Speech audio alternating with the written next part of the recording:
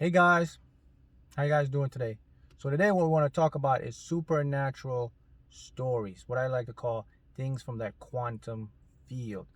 So the thing is, and I'm going to share some of my personal experiences with you guys to kind of show you a different perspective, right, on how reality works and just how these things come into play or come into being.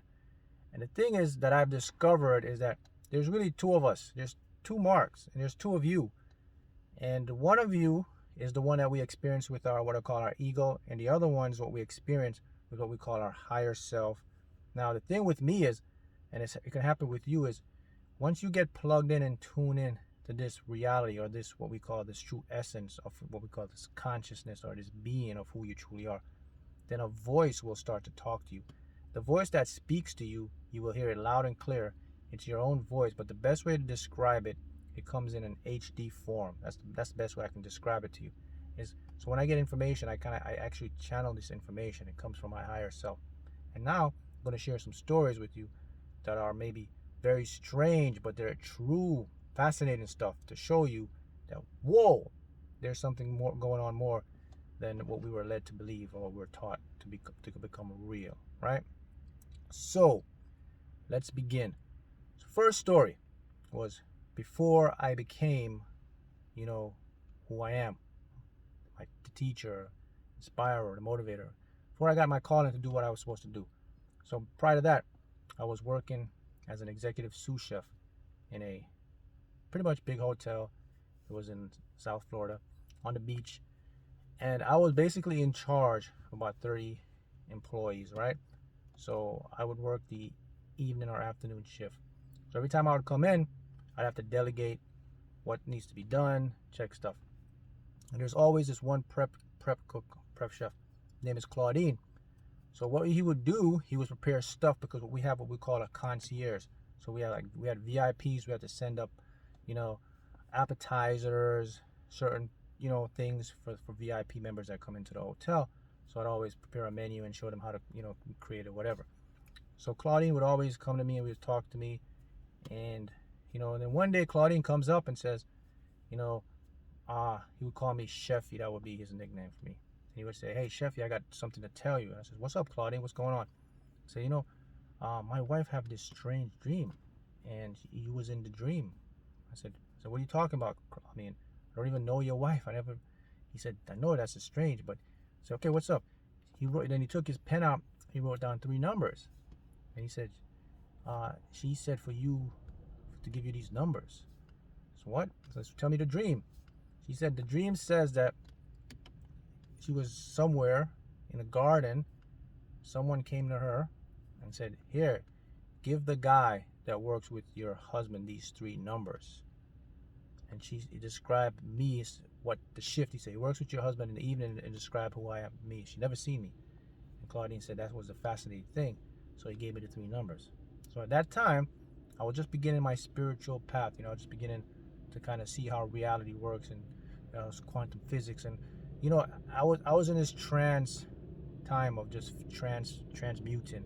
So there's a lot of things that were happening to me, but I wasn't aware. I didn't know the true meaning of them until now that I've become really embodied in what I am. So anyway, so all right. So I put the numbers in my pocket. Now, here's the voice. Now this voice just spoke to me. That's the first time I could actually hear an authentic voice. It was my voice, but again, the voice spoke to me. It was more of a very best way I could describe it. It was my voice, but it was in a higher definition, maybe a higher dimension. It just sounded crystal clear. It was powerful. It was a very unique voice, but it was my voice. That's the best way I could describe it.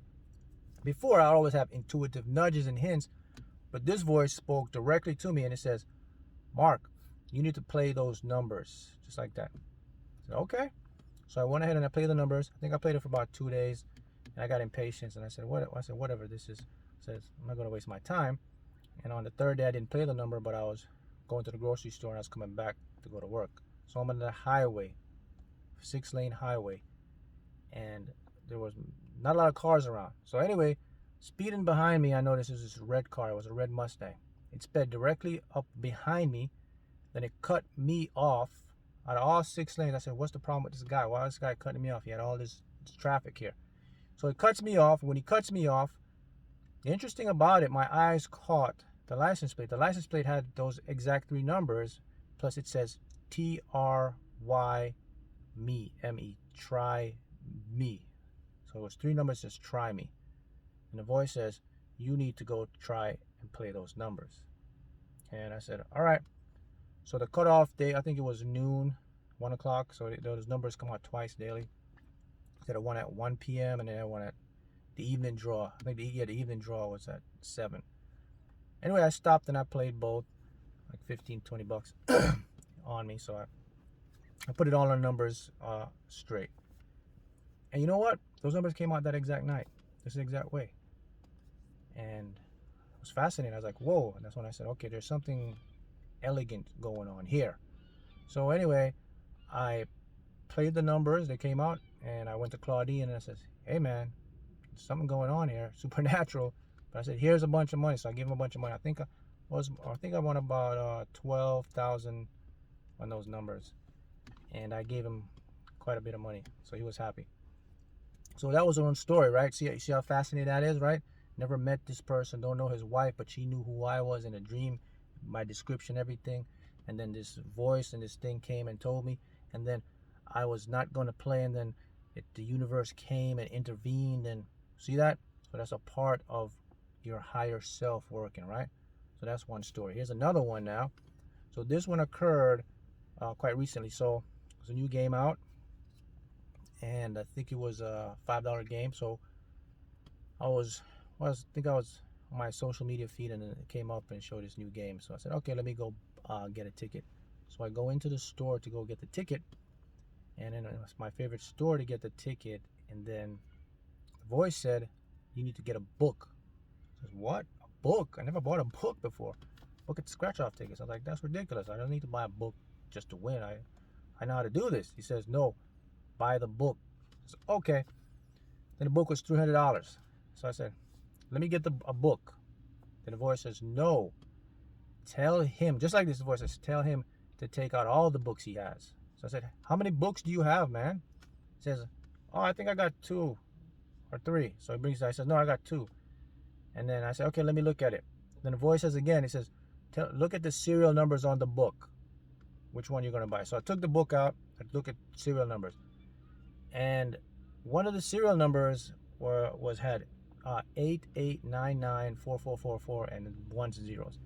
Automatically, I knew. I said, okay, I'm going to buy this book. He said, all right. So I bought the book. I took home. And I think it was about 3 days after I said I'll scratch it. So I scratched the book. And make a long story short, in the book, I won $10,000. Right? So that was great. But here's the most fascinating part about that. So I went to redeem it. With that win, you have to go to the lottery office, of course, to get that. So, of course, I stopped at Publix just to validate it and just to check to make sure, it's right. I checked on the app. The app says it was correct. But I went to go to Publix, and then they checked it, and they says, oh, this book is not activated. You can't even if you go to the lottery office, you cannot get this money because where you bought it from, they didn't activate the book. So what's supposed to happen is anytime you buy anything, maybe a lottery ticket or a book or any scratch off, they're supposed to scan it, and that scan tells the lottery system, or the lottery system says, okay, this is already in our system, so this is a correct book, so it went to the right place. So it was weird. I said, why? Because I seen him when he gave me the book. He activated, put it in, boom, boom, boom, and I think it was activated. So I said, all right, I'll go back to the store. So I go back to him. As soon as I walked in, he says, hey man, I know why you're here. He says, I don't know what happened. Never happened before. This book isn't active. I don't know why it's not activated. So he said, let me call the lottery office right now while you're here. So he calls the lottery office, and anyway, he had to manually put it in. So he says, I got off the phone. He says, hey man, he says, you know why that book wasn't activated? I says, why? He says, because it wasn't supposed to be at this store. They sent me an extra book. This wasn't supposed to come here. It was supposed to go to another store. So the lottery sent me an extra. That's why it wasn't in their system. See, when the lottery sends you these books, they automatically have in their system a tracking number of which store it goes to. So when you activate it, it pops in the system. So when he activated this, it didn't pop up because they made a mistake and send this book to the wrong store. So again, look how things work. What are the odds? Me going in there, the wrong book end up at the right store for me. See that? See how things work again? Showing you how the universe works. All right, here's one more. It's not a lot of related. So this one, you can see how things are working, right? Because I want to paint the bigger picture for you. So with this one now, was about, I think 5 years ago, we had a storm here. You know, Florida has hurricane season. Anyway, this hurricane came, got in my area. Wasn't too bad, but my roof got really damaged. So I estimated the repair. I think it was about $11,000, $12,000 to repair the roof. So I was going to go ahead and pay somebody to repair the roof. So I went around and got estimates, and so there was between 10 to 12,000, right, to do the roof. So okay, as I was going, I said, okay, I'm gonna go repair the roof. So I drove out that day, and then 2 doors down, it was my neighbor, and I seen a city truck, you know, and they were repairing the roof. And I said, wait a minute, what's the city doing repairing a roof? I thought it was private. So I asked him, I said, how do you repair this roof? What's going on? He says, oh, because of the storm, they're giving grant money for people to fix their home. I said, really? He says, here, go to this website. And I said, okay. I didn't plan on going to the website. I was just saying, I was just gonna pay it, man. Then the voice says, go to the website. I says, okay. So I'll go to the website. I filled out the loan, the qualification. I think it was like $200 processing fee or something like that. But I paid it, and I didn't think I didn't think anything of it. So on my way, I went to get some estimates, and one guy quoted me $10,000, and okay, so okay, fine. Anyway, I got the grant letter back. It was about 2 to 3 weeks later, and I was approved, right? Not only for $10,000, but I think it was an $18,000 grant to fix my home. So I had more than enough money to do the roof. So I was ready to call the guy, and the voice says, don't call the guy. He says, wait. I said, okay. See the theme here? I'm plugged in, I'm listening, I'm open to my higher, see this? I'm so connected and tuned in to my, what I call higher self, that is navigating my realities, navigating my world. This is what I'm teaching and helping people to uncover in their lives. To tap into that. I tapped into that, and you can see the marvelous stuff. So anyway, I go to get coffee, and in the coffee shop, this guy was in front of me, and on his shirt, it was his company, a roof contractor fixing. The voice again says, talk to that guy. So I talked to him. I said, hey, give me an estimate. Give me his card. He said, send me pictures. So I sent him pictures. And anyway, to make a long story short again, he replied back to me. He says, hey, man, I could do your whole roof for you. Everything, I could give you, I think he said a 6 months or a 1 year warranty on it, the roof, and for only $6,000. See that? So one guy was charging me 10. My higher self says, wait. This guy's only 6,000. My roof was fixed. See how powerful that is? So it shows you that there's something highly etherical going on here, even crazier. And I'll share one more with you to show you how the universe, and this is around your loved ones or people, family members, but this human consciousness exists as one to show you that every time our souls are infinite. So if you think you're dying, it's just a physical body, but there's an etherical part of an energy or a reincarnation or incarnation that takes place. And this involves my grandmother. So my grandmother was very sick many, many years ago.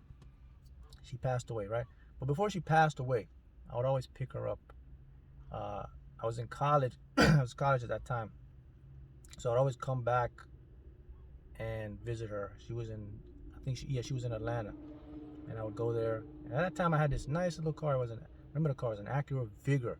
It's like this cool, the model was a 1996, but it was a sports car. It was a 5-cylinder. It was really cool. Had the sunroof. Had those seats, you know, with the electronics. Would go up and down when you sit in there and adjust.